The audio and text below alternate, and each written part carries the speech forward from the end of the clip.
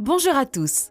La réussite financière a peu à voir avec votre intelligence et beaucoup avec votre comportement. Vous êtes-vous déjà demandé comment il se fait qu'une personne ayant obtenu de nombreux résultats scolaires se retrouve moins riche que d'autres personnes qui n'ont même pas fait d'études ? Le comportement humain est une variable déterminante dans les performances financières. Qu'il s'agisse de quelque chose d'aussi vaste que l'économie d'un pays ou de la plus petite, comme vos finances personnelles. Mais en même temps, c'est l'aspect le plus difficile à analyser et à comprendre. Dans cette vidéo, je vais résumer les chapitres les plus importants d'un livre intitulé The Psychology of Money, écrit par Morgan Housel. Chapitre 1. Personne n'est fou. L'idée que nous nous faisons du fonctionnement du monde et de l'argent a peu à voir avec ce qui se passe réellement dans le monde et a beaucoup à voir avec ce que vous croyez à ce sujet.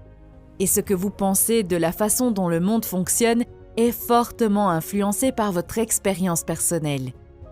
Et vos expériences personnelles dépendent de votre contexte immédiat. Par exemple, il est très probable qu'une personne qui vit dans un pays en proie à une crise inflationniste a eu des expériences négatives en matière d'épargne et, par conséquent, a besoin de dépenser tout ce qu'elle gagne dans les plus brefs délais.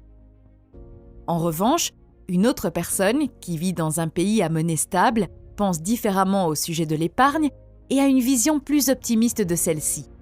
C'est ainsi que deux personnes d'intelligence égale peuvent différer sur la façon d'épargner et d'investir l'argent pour multiplier la richesse. Un professionnel moyen vivant en Australie avant la crise pandémique ne pouvait pas vraiment comprendre des personnes vivant sous d'autres latitudes et ayant connu de nombreuses crises économiques dans leur vie. Vous pouvez connaître les chiffres et analyser les données et les statistiques, mais vous n'aurez jamais l'expérience personnelle. Chaque décision que les gens prennent avec leur argent est justifiée par les informations dont ils disposent à ce moment-là et liée à leur modèle mental unique de la façon dont le monde fonctionne.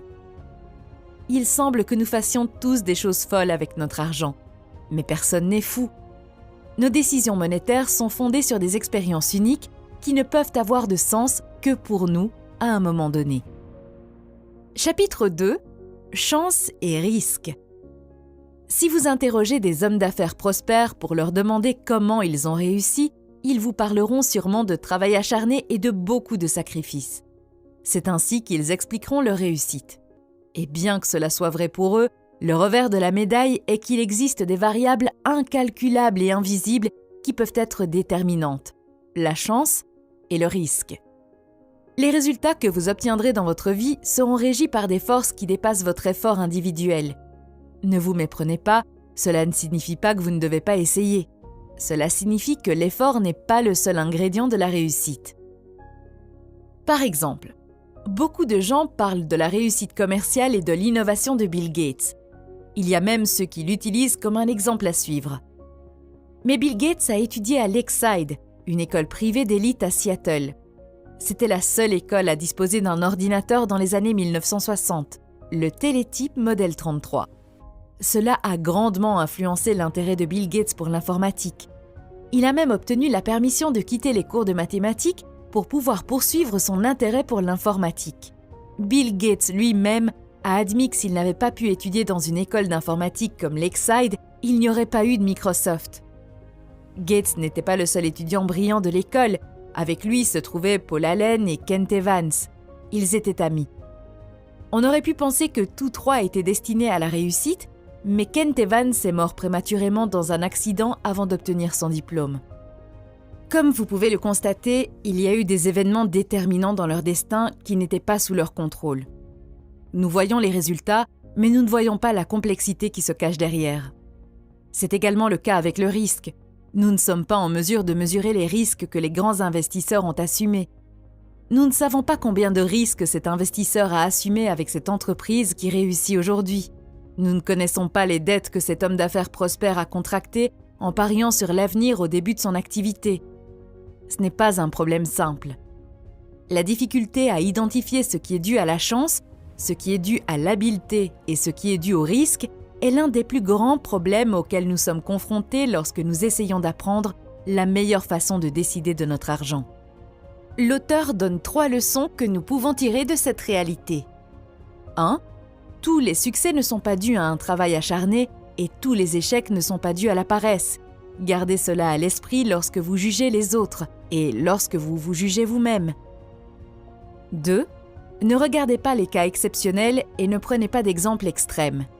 Plus le résultat est exceptionnel, moins il est applicable, car il est très probable que les résultats extrêmes aient été influencés par des cas extrêmes de chance ou de risque. 3. Rien n'est aussi bon ou aussi mauvais qu'il n'y paraît. Assumer le rôle que joue la chance et le risque dans les résultats que nous obtenons nous aidera à nous pardonner et à laisser de la place pour continuer à essayer jusqu'à ce que le jeu soit en notre faveur. Chapitre 3. Jamais assez. Quand les riches font des choses folles. Beaucoup de gens veulent devenir riches, mais cela reste très abstrait. À quel point voulez-vous devenir riche? Combien est suffisant? Une fête organisée sur Shelter Island par une milliardaire a été suivie par 2 écrivains, Kurt Vonnegut et Joseph Heller. Vonnegut fait remarquer que le milliardaire gagne plus d'argent en un seul jour que tout ce que Heller a gagné avec son roman. Mais Heller répond « Oui, mais j'ai quelque chose qu'il n'aura jamais. Assez. » Il y a un danger à ne jamais en avoir assez. Les gens peuvent tout avoir, la richesse, les biens de grande valeur, le pouvoir, mais ils peuvent aussi prendre un risque et tout jeter parce qu'ils en voulaient plus. L'auteur raconte l'histoire de Rajat Gupta, qui est devenu orphelin pendant son adolescence, mais qui, des années plus tard, a obtenu un MBA à Harvard et est devenu le PDG de McKinsey & Company. En 2008, la valeur de son patrimoine aurait été de 100 millions de dollars. Mais Gupta en voulait plus et il l'a prouvé. En 2008, pendant la crise de Goldman Sachs, Warren Buffett a décidé d'investir 5 milliards de dollars dans la banque pour l'aider à survivre. Comme Gupta était membre du conseil d'administration de Goldman Sachs, il a obtenu cette information avant le public. Il a donc décidé d'accepter secrètement d'acheter les actions de Goldman Sachs avant qu'elles ne montent en raison de l'investissement de Buffett.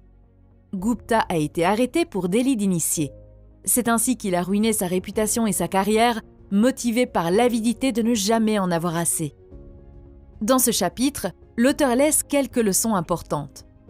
1. La compétence financière la plus difficile est de faire en sorte que l'objectif cesse de s'éloigner. Le but est fixé de plus en plus loin lorsque le goût pour plus de richesse et de pouvoir augmente plus vite que la satisfaction, et c'est un drapeau rouge qui alerte que vous êtes probablement sur le point de prendre de plus en plus de risques de manière irrationnelle. Le vrai bonheur est dans la satisfaction d'avoir assez, pas dans l'attente constante. 2. La comparaison sociale est le problème. Se comparer aux autres est une torture inutile que vous devriez éviter. Il y aura toujours quelqu'un qui obtiendra de meilleurs résultats que vous. Il y aura toujours quelqu'un de plus haut placé dans l'échelle. Vous comparer à eux vous volera votre joie. Faites votre propre course. Et 3. Il y a beaucoup de choses qui ne valent pas la peine d'être risquées, quel que soit le gain potentiel. La réputation n'a pas de prix. La liberté et l'indépendance n'ont pas de prix. La famille et les amis n'ont pas de prix. Être aimé par ceux que vous aimez n'a pas de prix. Le bonheur n'a pas de prix. Si vous voulez garder tout cela avec vous, vous devez savoir quand arrêter de prendre des risques qui peuvent nuire à toutes ces choses précieuses. Chapitre 4. Les composés confondants.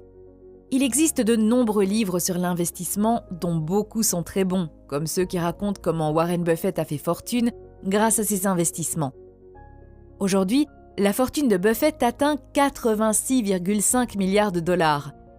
Il s'agit sans aucun doute d'un investisseur phénoménal, mais il y a une chose qu'il ne faut pas perdre de vue. Buffett n'est pas seulement un bon investisseur, il l'est depuis qu'il est tout petit. C'est ainsi que plus de 90% de ses actifs ont été accumulés après ses 50 ans. La compétence de Warren Buffett est l'investissement, mais son secret est le temps. C'est ainsi que la composition fonctionne. La leçon que l'auteur veut donner dans ce chapitre est que pour bien investir, il ne faut pas nécessairement obtenir les meilleurs rendements. Les rendements les plus élevés ont tendance à être des succès ponctuels qui ne peuvent pas être répétés. Un bon investissement consiste à obtenir d'assez bons rendements que vous pouvez conserver et qui peuvent être répétés sur une longue période de temps. Et comme l'a dit Charlie Munger, la première règle de la composition est de ne jamais l'interrompre inutilement. Chapitre 5. S'enrichir versus rester riche. De nombreux gourous de la finance parlent de la façon de devenir riche, ce qui en a fait un sujet ennuyeux pour beaucoup de gens. Mais il y a une autre chose qui est souvent perdue de vue. Il ne s'agit pas seulement d'accumuler un certain capital, mais de maintenir sa richesse dans le temps. L'auteur affirme qu'il n'y a qu'un seul moyen de rester riche, une combinaison de frugalité et de paranoïa. La frugalité consiste à utiliser ses ressources à bon escient. Pour devenir riche, vous devez prendre des risques, être optimiste quant à l'avenir et vous faire connaître. Pour rester riche, vous devez faire preuve d'humilité et avoir peur que ce que vous avez gagné vous soit retiré ou perdu. Les intérêts composés, c'est comme planter un arbre. En 1 an, vous ne verrez pas beaucoup de progrès. En 10 ans, vous remarquerez la différence. Et en 50 ans, vous aurez créé quelque chose d'extraordinaire.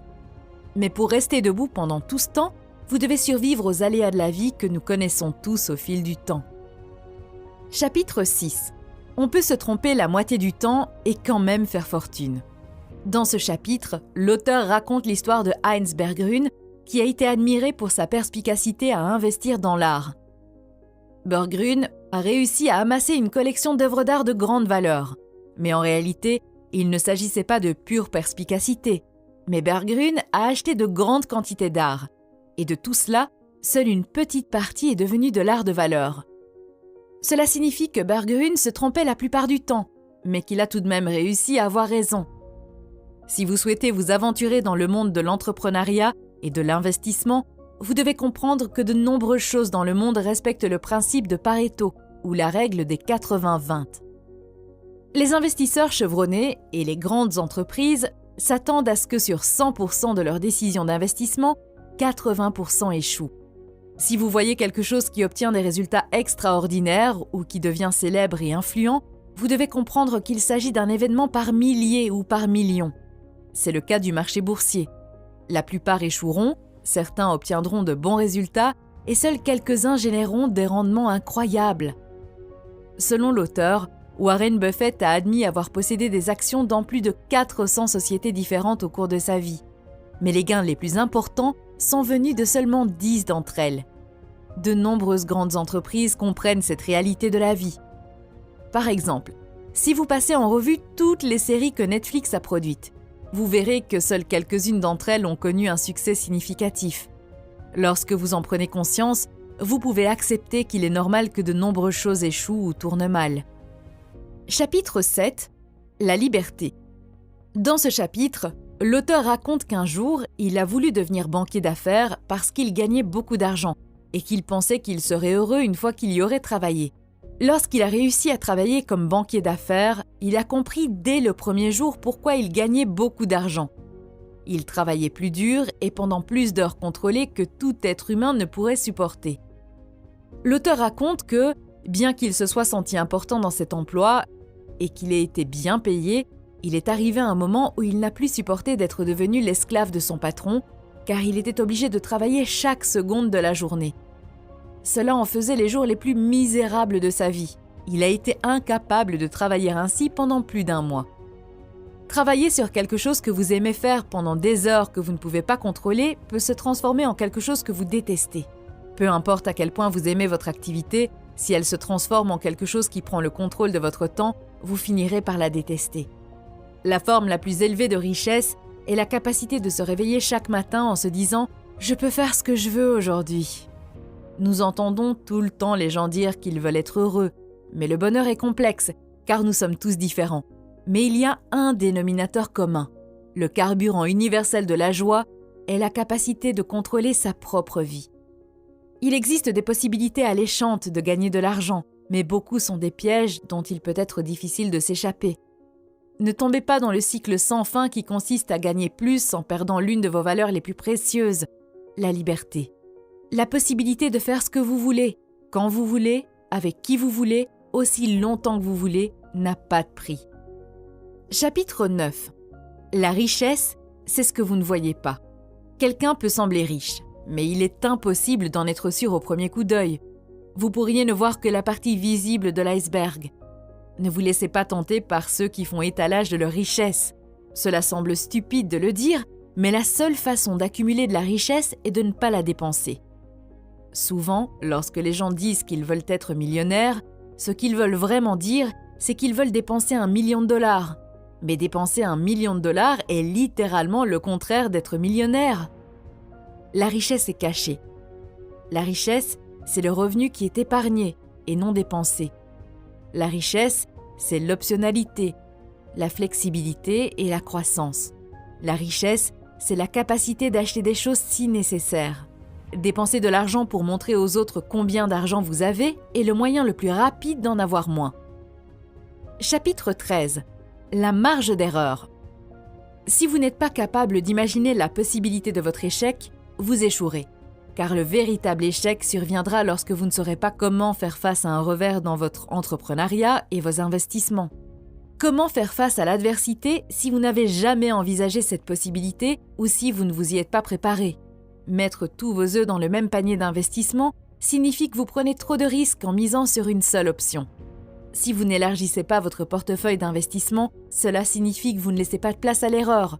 Autrement dit, vous ne serez pas préparé à une issue défavorable et c'est là le véritable échec. Si quelque chose peut se briser, il se brisera. Donc, si vous faites dépendre beaucoup de choses de la performance d'une seule, vous comptez les jours jusqu'à la catastrophe. L'une des plus grandes erreurs avec l'argent est de compter uniquement sur le salaire pour financer les dépenses à court terme, sans épargne pour vous protéger des dépenses imprévues à l'avenir. Nous aimons penser que nous économisons pour quelque chose de certain, comme l'achat d'une voiture ou la retraite. Mais la réalité est que nous ne savons pas ce qui se passera demain et que nous ne pouvons pas être sûrs de la façon dont nous dépenserons notre épargne. Cela ne veut pas dire qu'il ne faut pas planifier, mais qu'il faut laisser une marge d'erreur lors de la planification. Chapitre 14. Vous allez changer. La planification à long terme semble plus facile qu'elle ne l'est en réalité, car tout change avec le temps. Vous et moi allons changer dans 10 ans. Le monde changera également. Cela ne doit pas être un obstacle à la réalisation de plans pour l'avenir, mais un avertissement qui vous aidera à le faire avec la prudence et la sagesse nécessaires pour éviter les regrets futurs. L'auteur raconte l'histoire d'un ami qui, pendant son adolescence, a toujours dit qu'il rêvait d'être médecin. À l'époque, il était facile de conclure qu'il n'y arriverait pas, mais il y est parvenu avec beaucoup d'efforts. Il y a quelques années, l'auteur a rencontré à nouveau cet ami qui est maintenant médecin, mais il s'avère que cet ami, qui s'est battu pour son rêve de devenir médecin, regrettait d'avoir choisi cette carrière en disant qu'elle était horrible. En psychologie, il existe un phénomène appelé l'illusion de la fin de l'histoire. C'est ainsi que les psychologues appellent la tendance qu'ont les gens à avoir une conscience aiguë de l'ampleur des changements qu'ils ont subis dans le passé, mais à sous-estimer à quel point leur personnalité, leurs désirs et leurs objectifs sont susceptibles de changer à l'avenir. La réalité est que vous allez changer. Vous ne cesserez jamais de le faire. Il en va de même pour votre contexte. Il changera et les décisions qui semblaient correctes dans le passé peuvent finir par paraître insensées à l'avenir. Pensez-y quand il s'agit de planifier vos finances à long terme. Chapitre 15. Rien n'est gratuit. Tout a un prix, mais tous les prix ne figurent pas sur les étiquettes. Pour prendre des décisions financières, il est essentiel de déterminer quel est ce prix et si vous êtes prêt à le payer. Quel est le prix de la réussite? Êtes-vous prêt à le payer? Avant de prendre une décision, pensez que la plupart des choses sont plus faciles en théorie qu'en pratique. Pour réussir en tant qu'investisseur, vous devrez payer un prix, mais vous ne paierez pas ce prix avec de l'argent. Vous le paierez avec l'incertitude, le doute et la peur liés à la volatilité du marché. Vos revenus d'investissement ne sont pas gratuits et ne le seront jamais. La volatilité et l'incertitude sont le coût d'admission et les frais à payer dans ce monde. Le secret est de l'accepter et de le considérer comme faisant partie du marché. Et de vous convaincre que le prix en vaut la peine, bien sûr. Voulez-vous commencer quelque chose? Découvrir quel est le prix à payer et le payer? Chapitre 16. Vous et moi. Vous et moi avons des agendas différents. Et nos agendas sont conçus à partir de notre vision du monde, guidés par nos propres motivations. Prenez ceci comme un avertissement lorsque vous suivez les conseils ou les pas des autres. Dans l'histoire, de nombreuses bulles financières se sont produites, causant des dommages incommensurables à la richesse de nombreux investisseurs, en ruinant des familles entières.